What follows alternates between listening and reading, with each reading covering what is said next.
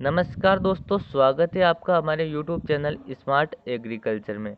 दोस्तों, आज के इस वीडियो में हम यह बात करेंगे कि आप धान की पैदावार 35 कुंटल प्रति एकड़ तक कैसे प्राप्त कर सकते हैं। दोस्तों, आज के इस वीडियो में हम आपको धान की रोपाई से लेकर उसकी कटाई के बीच में आपको क्या क्या करना चाहिए, मतलब कि आपको कौन से समय पर कौन से खाद का प्रयोग करना चाहिए, उसमें कीट और इल्लियों का नियंत्रण किस प्रकार से करना चाहिए और उसमें जो भी रोग आते हैं उन रोगों की जानकारी और उनका उपचार आपको इस वीडियो में मिलेगा। तो दोस्तों, आप इस वीडियो को अंत तक ध्यान से ज़रूर देखना और उससे पहले अगर अभी तक आपने हमारे चैनल को सब्सक्राइब नहीं किया है तो जल्दी से नीचे दिए गए लाल अक्षरों के सब्सक्राइब बटन पर क्लिक करके आप हमारे चैनल को सब्सक्राइब कर दीजिए। और दोस्तों, सब्सक्राइब बटन के पास से घंटी का निशान आया होगा, उस पर भी क्लिक करके उसे भी दबा दीजिए ताकि आपको हमारे हर वीडियो का नोटिफिकेशन सबसे पहले मिल सके। दोस्तों, सबसे पहले बात करते हैं कि धान के खेती के लिए खेत की तैयारी किस प्रकार से हमें करना चाहिए। तो दोस्तों, धान के खेत में आपको 1 एकड़ में दो ट्राली सड़ी गोबर की खाद डालना चाहिए और उसके बाद खेत की अच्छे तरीके से हकाई जुताई कर देना चाहिए। हकाई जुताई करने के बाद आपको धान की रोपाई कर देना चाहिए। अब दोस्तों, बात करते हैं कि धान में हमें रोपाई के बाद कौन कौन से खाद का प्रयोग करना चाहिए। तो दोस्तों, सबसे पहले हमें खाद का प्रयोग रोपाई के समय ही करना चाहिए।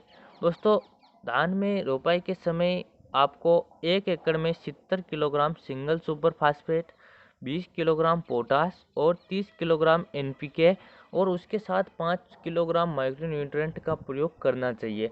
दोस्तों, माइक्रोन्यूट्रेंट के रूप में आप पीआई कंपनी के बायोविटा का प्रयोग कर सकते हैं। दोस्तों, अगर हम धान में रोपाई के समय मैंने जो खाद बताए उनका प्रयोग करते हैं तो धान रोपाई के बाद आपके एकदम अच्छे तरीके से ग्रोथ करेगा। दोस्तों, फिर आती है यूरिया का मतलब डालने की बारी। तो हमें रोपाई के लगभग 25 दिन बाद आपको 1 एकड़ में 25 किलोग्राम यूरिया और उसके साथ में 5 किलोग्राम इफ्को की सागरिका का प्रयोग आप कर सकते हैं। दोस्तों, यूरिया क्या करेगा कि धान की ग्रोथ बढ़ाएगा और इफ्को की जो सागरिका होती है वो भी इस पौधे की पैदावार में बढ़ोतरी में मदद करेगी।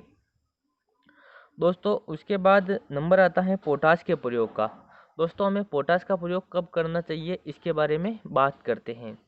दोस्तों, पोटाश का प्रयोग हमें धान में जो बालियाँ निकलती हैं उनमें जो दाना भरा हुआ होता है उस समय पर पोटाश का प्रयोग करना चाहिए।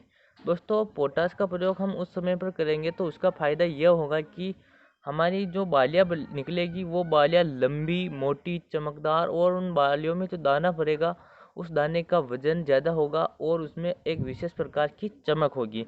तो इसलिए हमें दाना भराव के समय 1 एकड़ में 20 किलोग्राम पोटाश का प्रयोग करना चाहिए। दोस्तों, ये हमने बात की धान में कौन से समय पर कौन से खाद का प्रयोग हमें करना चाहिए। दोस्तों, अब बात करते हैं कि धान में जो इल्लियाँ और कीट लगते हैं उसका नियंत्रण हम किस प्रकार से कर सकते हैं। दोस्तों, रोपाई के लगभग 30 से 40 दिन के बाद इसमें इल्लियाँ लगने लगती हैं। तो इल्लियाँ लगती हैं तो हमें उसका निराकरण किस प्रकार से कर सकते हैं उसके बारे में बात करें तो आप इल्लियों के नियंत्रण के लिए सिजेंटा का वीटाको का इस्तेमाल कर सकते हैं। दोस्तों, सिजेंटा के वीटाको में क्या होते हैं, दो अलग अलग केमिकल होते हैं जिससे इसका रिजल्ट ज़्यादा से ज़्यादा मिलता है। दोस्तों, इसमें पहला केमिकल होता है क्लोरेंट्रानिलिप्रोल 0.5% जो कि कोरोजन में होता है और उसके बाद इसमें होता है दूसरा केमिकल थायोमेथिक्सोम 1%। दोस्तों, ये दोनों केमिकल बहुत ही अच्छे केमिकल होते हैं जो आपके फसल को बहुत अच्छी सुरक्षा प्रदान करते हैं।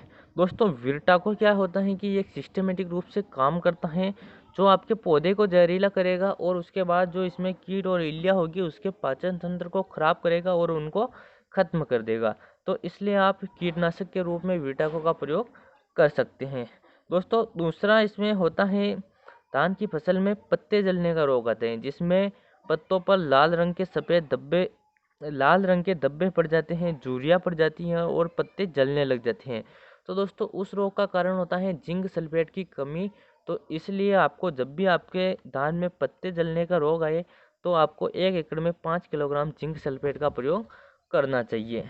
दोस्तों इसके अलावा धान में शीश ब्लाइट और झंडा रोग भी आता है, जिससे उसकी ग्रोथ रुक जाती है और उसकी पैदावार पर भी असर पड़ता है। तो इसके लिए आप अपने हिसाब से दुकानदार से अच्छी कंपनी की दवाई लाके उसका स्प्रे कर सकते हैं। दोस्तों अगर आपको धान में कहीं पर भी फंगस दिखाई दे तो आपको समय समय पर फंगीसाइड का प्रयोग भी आपको करना चाहिए। दोस्तों फंगीसाइड के रूप में आप सिजेंटा की एमिस्टार टॉप का प्रयोग कर सकते हैं, क्योंकि एमिस्टार टॉप एक बहुत ही अच्छी कंपनी की दवाई है जिसका रिजल्ट बहुत ही अच्छा मिलता है। दोस्तों अब हम बात करते हैं कि धान में जो कल्लों की संख्या होती है उसको हम कैसे बढ़ाएं। तो दोस्तों धान में कल्लों की संख्या बढ़ाने के नाम से मार्केट में बहुत सारी दवाइयाँ आती हैं। अगर उनकी बात करें तो दवाओं का रिजल्ट आपको इतना अच्छा नहीं मिलेगा जितना मैं आपको जो तरीके बताऊंगा उनसे मिलेगा। दोस्तों आपको क्या करना है कि धान की आप जब भी रोपाई करते हैं तो रोपाई के समय आपको पौधों की दूरी ज़्यादा कम नहीं रखनी चाहिए, यानी कि पौधों को आपको ज़्यादा पास पास में रोपाई नहीं करना चाहिए। अगर आप ज़्यादा पास पास में रोपाई कर दोगे तो हो सकता है आपके कल्लों का विकास अच्छे तरीके से ना हो सके और आपको 35 क्विंटल प्रति एकड़ तक की पैदावार ना मिल सके। और दोस्तों दूसरी चीज़ आपको ध्यान रखनी है कि धान में कभी भी पानी की मात्रा कम नहीं होना चाहिए। दोस्तों अगर धान में पानी की मात्रा कम हो जाएगी यानी कि पानी भरा नहीं रहेगा तो आपकी पैदावार में निश्चित तौर पर आपको कमी देखने को मिलेगी। तो दोस्तों इस वीडियो में मैंने जो आपको बातें बताई अगर आप उनको पालन करते हैं, उनको मानते हैं तो आपकी पैदावार निश्चित तौर पर 34 से 35 कुंटल प्रति एकड़ तक होगी। दोस्तों अगर आपकी धान की खेती से जुड़ा कोई सुझाव या सवाल है तो आप हमें कमेंट करके पूछ सकते हैं। दोस्तों उम्मीद करता हूँ ये वीडियो आपको अच्छा लगा होगा। दोस्तों वीडियो अच्छा लगा तो वीडियो को अपनी तरफ से एक लाइक ज़रूर कीजिएगा, चैनल को सब्सक्राइब। दोस्तों चलिए मिलते हैं अगले वीडियो में। जय जवान जय किसान।